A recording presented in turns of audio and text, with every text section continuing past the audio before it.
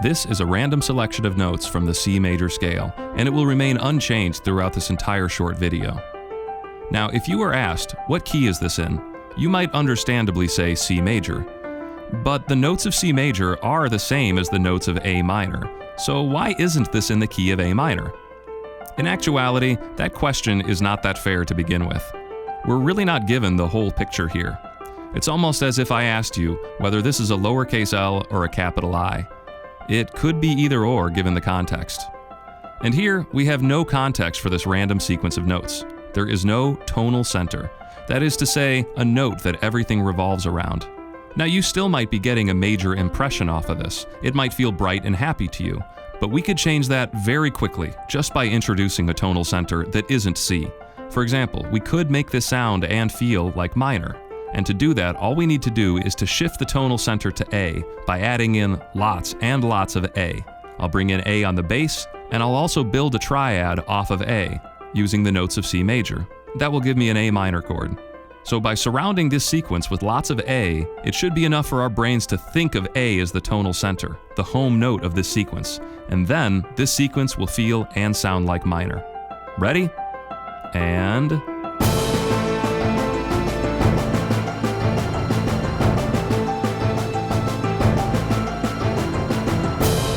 That's a pretty dramatic sound, especially if you were feeling and hearing the sequence as major before. So if we were asked the question, what key is that section in?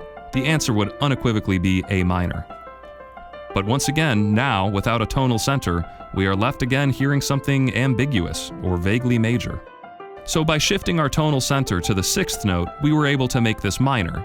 But we could also make any of these notes our new tonal center. The fourth, for example, is F. So if I built a triad off of F, I get F major. And surrounding this sequence with F on the bass and an F major chord will give me F Lydian, since I'm using the notes of C but treating the fourth tone as my root.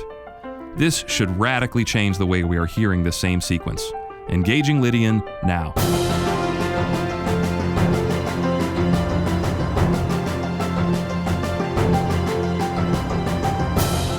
So that sounds glorious. And our original sequence now feels completely transformed from being ambiguous to having that classic weird and inspiring Lydian tonality.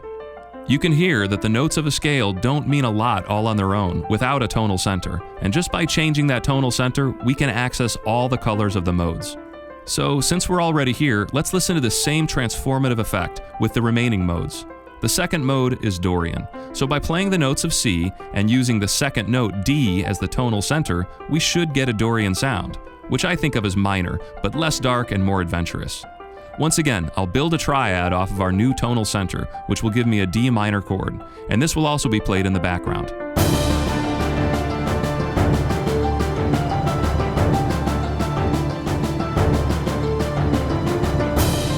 The third mode is Phrygian, so by staying in C but treating the third tone E as our tonal center, we should achieve a Phrygian sound, which in my opinion is a very dark and exotic feeling.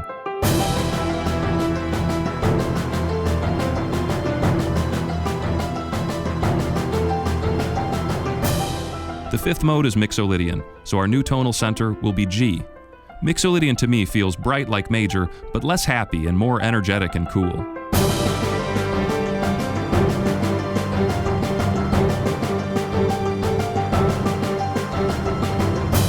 And now, Locrian, the seventh mode of major.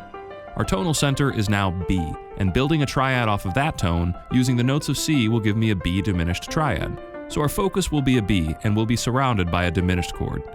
Locrian, in my opinion, is very unstable, and difficult to write anything melodic with, but it can have a great, sinister, and unsettling effect.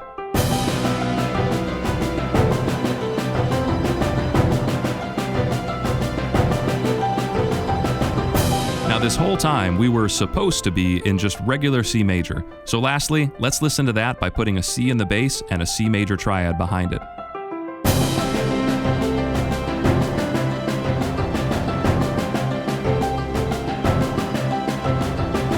So if we are only thinking of keys by just counting up the notes in them, we're kind of missing out on the possibilities of modal harmony as demonstrated here. A simple melody can be transformed in a whole new way simply by changing the tonal center. Understanding the tonal center is also an important concept to writing modal music. And if you were ever just wondering what's the difference between C major and A minor, hopefully this video clears things up for you. If you like videos like this, please consider supporting my Patreon page. These lessons would not be possible if it weren't for your support. Thanks for watching.